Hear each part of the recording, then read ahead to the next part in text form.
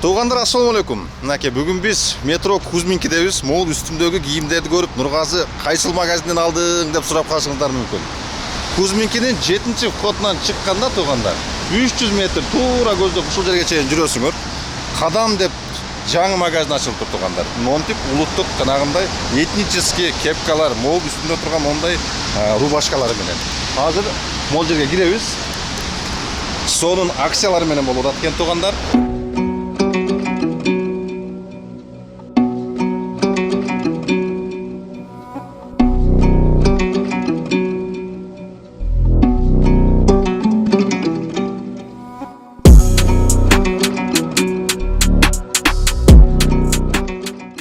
Бул жерде основном бүт мужской кийимдер, кепка дейсиздерби, футболка, мондай биздин этнический мондай сон не деп коет, кемзирлер бар экен, обувьтар бар экен туугандар.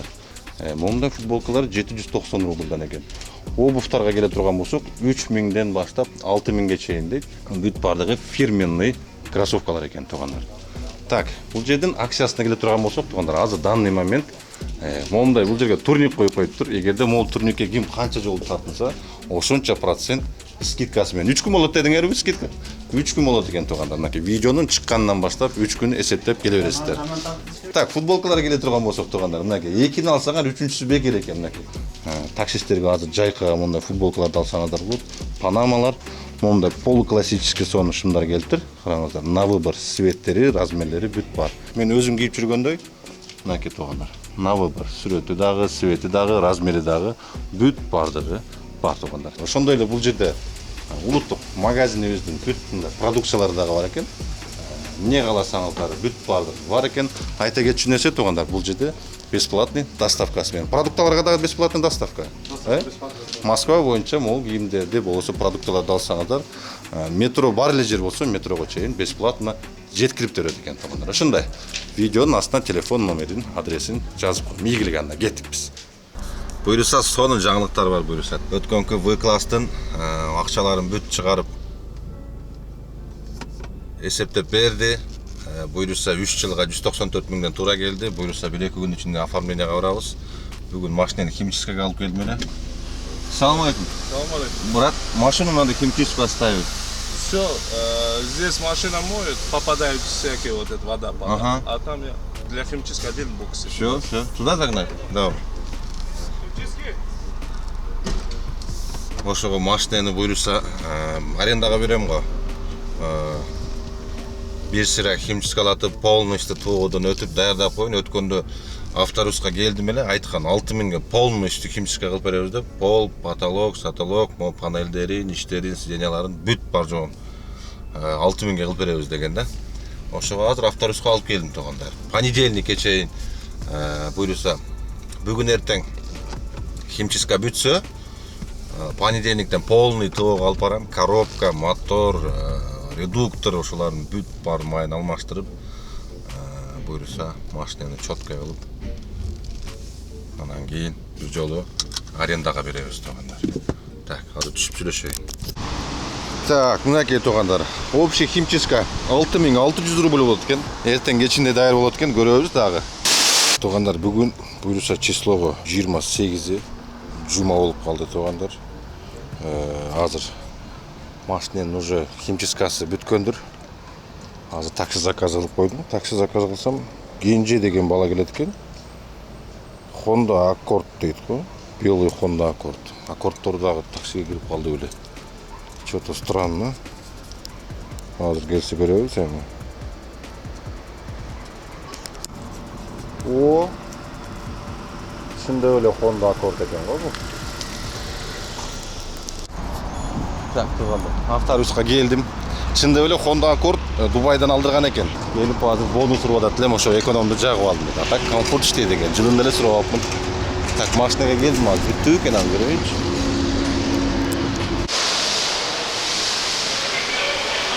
Так. Диски, не диски, все отмыли, да, брат? Все.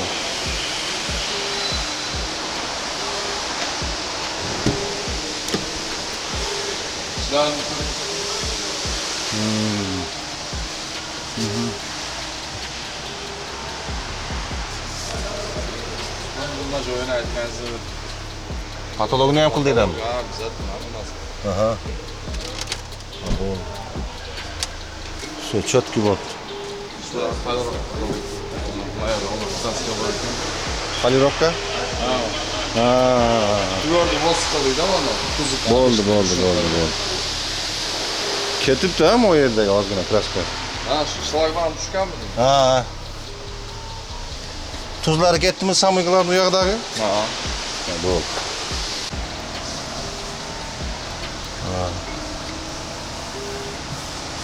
Paydat.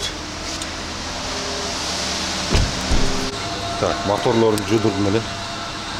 Motorlarni bir ko'rib qo'ying. Так, все. Четко olib turmoqda, jiltirab. Erken birisi полный to'g'ri, понедельникке жазылып qo'ygan. Коробка, motor, narjaq-jaqlarin полностью birisi. Mayın almaqtır. Так, bagajlarından beri полностью tarmador menен мощный qilib o'tibdi. Так, mına ketib olganlar. Вот, тиширақ qilib turayın немножко. Машинаның içi жылтырайды, бар жоғы. Қараңыз. Четкий oldu, мощный, сочный oldu. Sularda alabыз.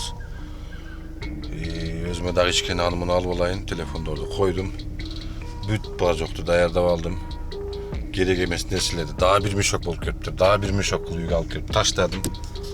Шаштарды алдырдым. Полностью прическа, сақал, мақал, көйнектерді киіп, шығып. Көресе ішті баштайыз туғандар, шындай. Суларды салдым. Алды артынан бері туғандар. Такси бойынша жаңалықтарға келсек туғандар. Ақырғы учурда өткөндө парковый самозанятый болгула деп безилдеп аттык эле. Биздин паркта иштегенде дагы көбү көнбөй, Нургазы силер лишь биле өзүңөрдүн паркыңарга акча кылыш үчүн ошентип атасыңар деп айткандар да болду туғандар. Уже биринсерим монтип Яндекстен мондай предупреждениялар келип, -10 балл кылып парковый самозанятый болбосо самозанятый болгондордун 10 приоритетин алып коюп атат туғандар. Эми бүт баарына бирден неме кылган жок, биринсерин уже монтип келип атат. Өчүрт болсо дагы барбай биздикилер жанагынтип кенебей жүрүп алып атат да көбүнчө уже гаишниктер болсо токтотуп парковый самозанятый болбосо самозанятый болуп иштеп атасыңарбы, кайсы убактан кайсы убакка чейин иштеп атасыңар деп путевой листтерди жанагы таксометрге чыгып, линияга чыгып, заказ кылгандан чейин бүт баардыгын текшерип, кыскасы лишь биле причина табып, эптеп эле штраф жазып берип, болбосо акча алыш керек болуп калды булардын максатычы. Өткөндө балдар чалып айтты, Нургазы мен паркка барып, бирөөнүн паркын реклама кылып жүрсөм чалып атат, водителичи, парктын водители. Короче, айтат, мени эмнеге самозанятый менен иштебей атасың, эмнеге налог төгүп через ушул аркылуу иштебей атасың деп, мени азыр эвакуатор чакырып жүктөп кетем деп атат. Эми эмне кылам деп, ошентип парктын хозяйыны менен сүйлөшүп атты тугандар. Так что ошондой.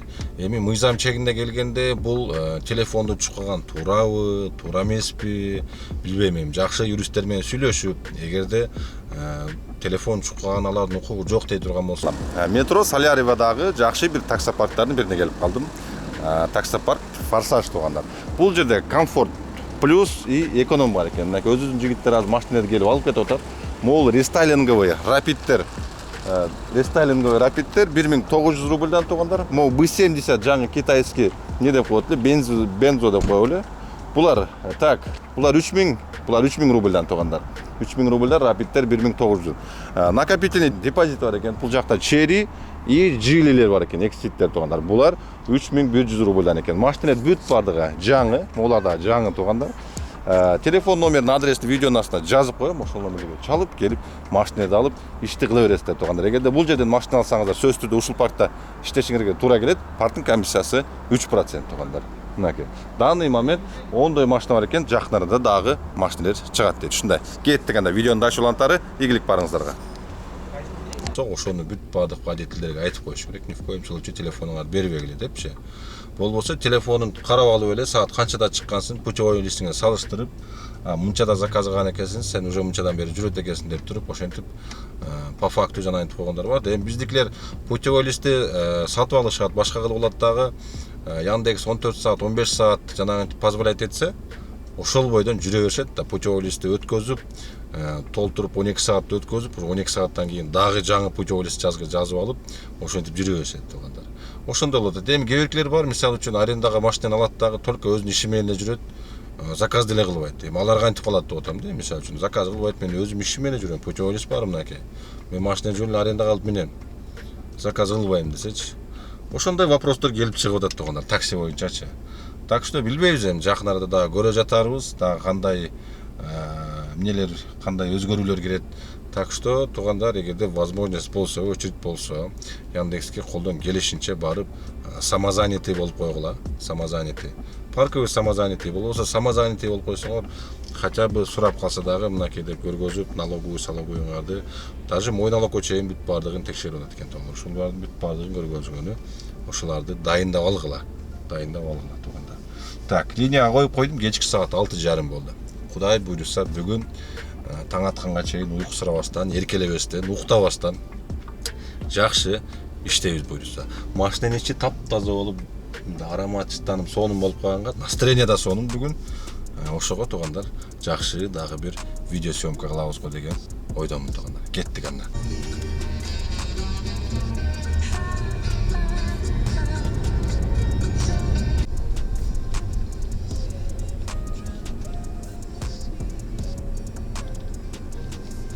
Так, 2 заказ менен 2579 рубль болду туугандар. Саат 8:30. Аэропорт мощный жанып атат. Ленинградка да пробка болуп калыптыр. По платке барып туруп, буюрса бир жирный заказ кармайбыз. Анан кийин по поводу жанагы В-класска да туугандар. Көп эле жазып калат, Нургазы албай эле калп эле тартып эле киргизип берет экенсиң да депчи. Жо туугандай албай эле эмес, просто көрүш керек да, кайсынысы кандай болот, кайсыга төлөгөн возможность болот, кайсынысы жакшы, кайсынысы жаман дегендейчи. Туш келген эле барып алып эле силерге мынакейди эле көргөзгөн эмес, ал дальнейшем өзүм иш кылып, кишинен нан табып дегендей ошо мененчи. Буюрса болот акырын. Буюрса ошол экинчи көргөн В-классты понедельниктен балким оформленияга барып калабызбы. Почти вот даяр болуп калды. Бираз ошо немелери калып атат. Полностью эсептерин чыгарып берди. 3 жылга 194.420 с чем-то рубльден төлөй турган болдум. Короче, 3 жылга туугандар. Ошондой. Ал ошо 5 миллиондон азыраак болгон үчүн 5 каска чыгып калды. Кудай буйруп, жакшы болду ошонусу.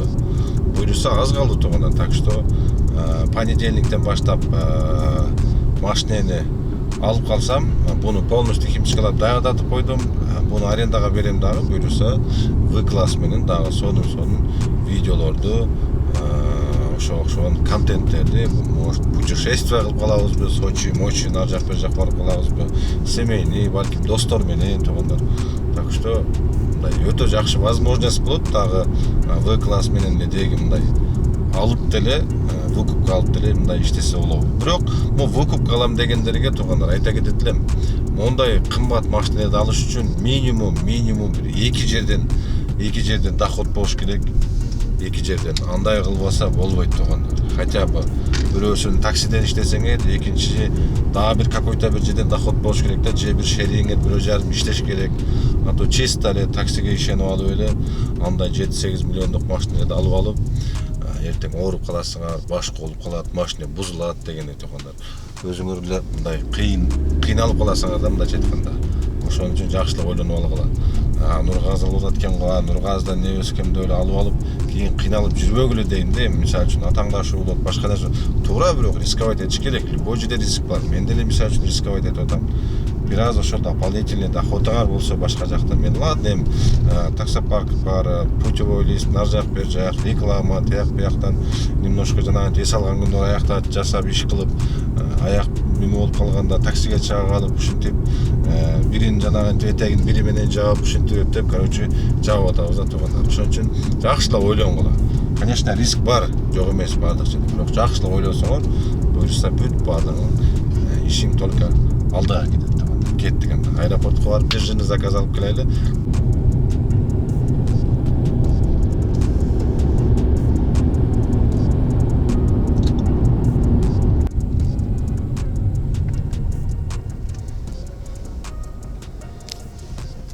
Ленинградка пробка экен. пятница кечинде элдин баардыгы дачаларына жөнөп, даже платный дорогага бир аз өтмөгүнө пробка байлана түштү.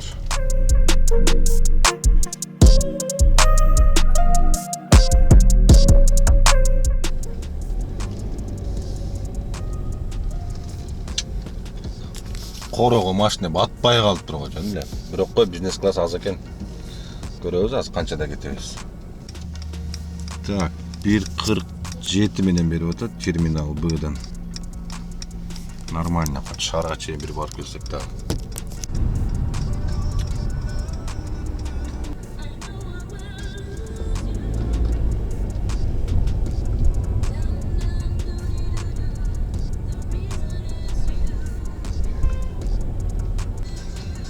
Çirkin, aeroportda adam kaynayıt ko kaynayıt çirkin.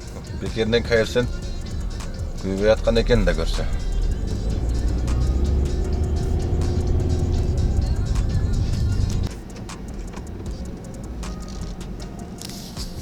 Vay konçinli ya, samolyottun düşüp düğüp masko. Koy desem bolmay. Sigaret çekem deydi. Maşnede. Kadın kişi erkek olsa da ладно yolki. Lan şöyle atayım, kıçıp birdekilerdi surap. Sente de GPS xat otat, sen жеткизе аласың bu жоқ bu deyini birdekiler söyleyip. Короче, 55 minutта geldim aeroporttan 3302 rubl. Ay yoldum onu. Uşağa bir niski atsenka koyuş gerek edi. Так.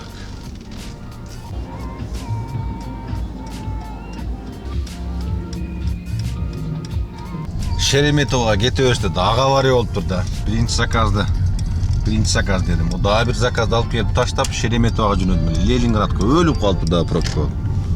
Дағы платка мен айдадым өліп кетсін деп.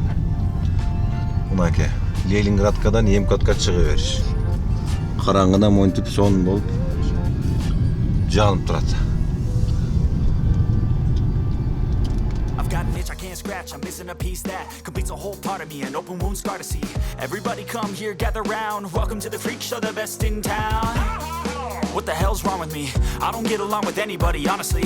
I've been living in my own head constantly. Thoughts jumbled around, think I need a new lobotomy. Wait, all these thoughts are too negative. I don't want to get lost in the sedative. Gotta show them what I got. Терминалдыдан Пачин быйылкы жылдын эми вообще эле açılgandan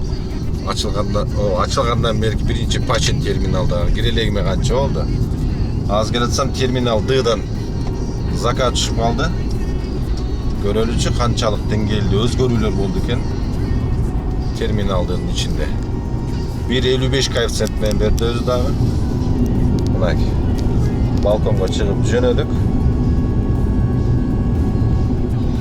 Şu как положено эле иштеп атат болду экен азыр. Görüyoruz birisi. Yerden çeken kiriyatta karmayız. Asfaltlar bir sıra remont kılgan mı? Bunda qanday ketip çıkıp kalabız. Açılatken çip menli açılıp atat, как положено эле.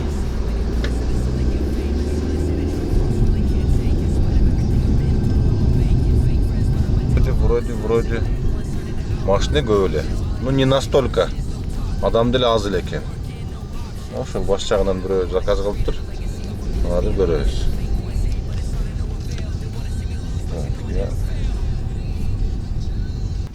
Шереметовадан 37 минутта келдим. 3152 рубль болду. Daha bir zakaz түшүп калды. Жирненки ёлки машинанын ичине чирке кирип алыптыр да. Чочко мондо турат да. Көрүнөт ал силерге. Тыбар клиенттер чыкканда чагып баштайт, бир туруп башыны чагат, бир туруп колуну чагат, мынын турган. Чочколой тоюп уже жылалбай калыптыр. Мындайларды эмне кылыш керек? Мындайларга пощада не будет дейт го, ёбана ураттыкка. Мени клиенттердин өзүнчө азаптаган. Всё. Пошел вон. Покойся миром. Все, тағанар кеттік.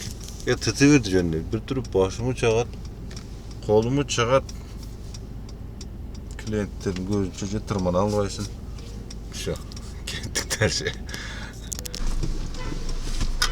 Здравствуйте. Здравствуйте. Так, здравствуйте. Ходынский бульвар же, да, 15? Да. Хорошо. Немножко GPS глючит, поэтому не получается Просто были уверены, что определить. мы у 4-го стоим, мы стояли у 2-го. Ага. Это не уже пересидело. Да. Просто мы были. Так.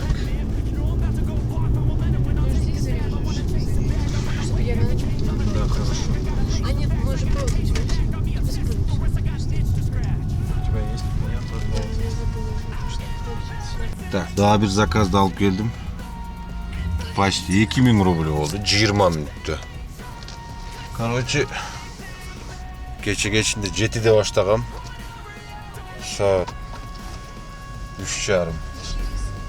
Saat 3:30 oldu.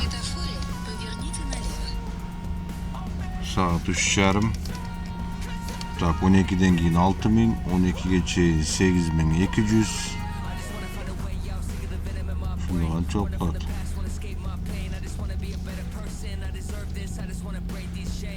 14.000. 14.000 geçti koyup bunu şu. Ну, где-то 8-9 saatte 14.000 volttur.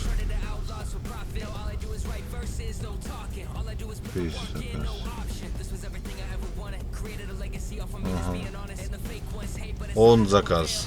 10 zakaz 14.000 volt tutağınlar. 9 saatte.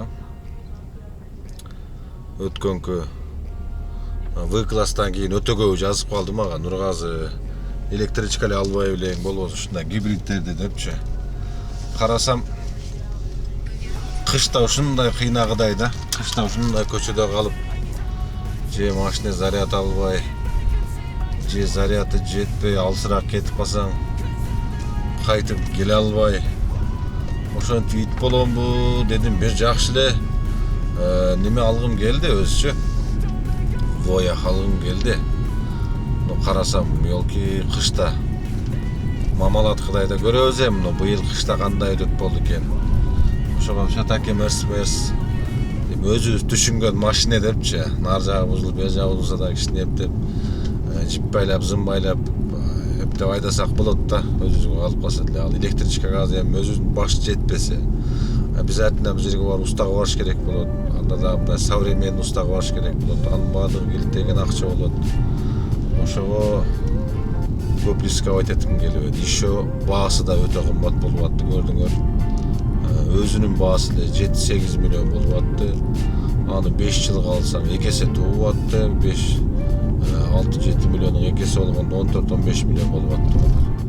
Андан көрө 2018-жылы Витону чыгарып алсам 3 жылда айына 200 миң тегерегинде төлөсөм дагы. Ну 3 жылдан кийин таксиде иштебей калса дагы өзүмө чисто семейный машина болуп эле калат да. Ошону эсепке алып эле ошентип Витого кызыгып, V-класска кызыгып, V-класс алган тогундар.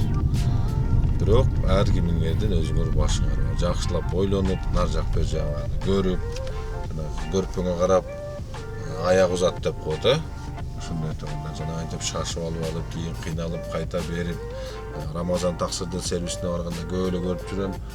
Айныкса жаш балдар жанагынтип эле кызыгып машиналарды алып алат. Анан кийин эле 3-4 айдан кийин ар жерге таштап атып, жана таштап аткан аз кеңесип, айнектерин талкалап, күлүчтөрдүн ичине таштап атып, ошентип кеткендер аябай көп болот да туугандар. Ошон үчүн выкупка аларда жакшылап ойлонуп, эсептеп, бар жогун плюс-минустардан алсаңар өтө жакшы болот туугандар. Саат 3:30 болуп, өтө уйкум келип болбой калды. Просто рисковать этким келбей деп туугандар. Мен көптөн бери ночь иштеп жанагынтпегенге кадимкидей мондай беймаалдарда көзүм көрбөй аябай кыйналып атам да. Мутный болуп, көздөрүм кытышып, кечке эле ушалап, клиенттердин көзүнчө эсинеп, ошого жана низкий оценка алып жаман көрүнбөй эле, секин уйку келди, үйгө кетип калалы. Не дедиңер туугандар? Ушундай. Буюрса понедельниктен баштап машина чыгып калса, өткөнкү мен обещать эткен подаркалар дагы болот дегендер. Азыр ошол машиненин документтерин бир жагысыз албай, же нары болбой, же бери болбой, муну дагы кичине тоосу бар, нар жак бер жактарын кылдырып, наркы берки кылыш керек болду. Ошо менен болуп, бошо ойтам. Такыр бошо ойтам дегендер ачык эле. Анан кийин мен жанагындаймын да. Бир нерсеге монтип план кылып, ошого жанагынтип ошо бул классты алышым керек эле деп жанагынтип калгандан кийин башка иш да кыла албайм, ачыгын айтсамчы. Ошону до конца добивать этип бүтмөйүнчө башка иш кылышым өтө кыйын да. Ошон үчүн капа болбой туруп турула турганда машинени бир жагысып алайын, муну бир жагысып арендага берейин, андан кийин өткөнкү айтылган, обещать этилген подаркаларды алып бүт барына буюрса таратабыз. Көп эле айтат, видео регистратор эле алып бербейсиңби? Основном таксиден көрөт деп. Таксиден деле башка көргөндөр бар. Кыздары бар, чоң кишилери бар, эчелери бар. Ошого мисалы бир эле подарок кылбастан колдон келишинче разнообразиягына регистратор да алабыз. Регистратор алабыз, дагы бир нерселерди алабыз. Ойлоштуруп, ушу 50 000 тегерегинде подаркаларды алып, буюрса сонун кылып биздин подписчиктерге, биздин досторго таратып беребиз. Ушундай айтып атам. Эмки видеого чейин көрүшкөнчө сак саламат болуңула. Энди жакшы эле заработок болду деп ойлойм. 9 саатта 14 000. Мен куйган заправканын мына кетти. Ровно жарымы кетти. 2000 сом койсаң жарым бак болот. Жарым бактын жарымы кетти.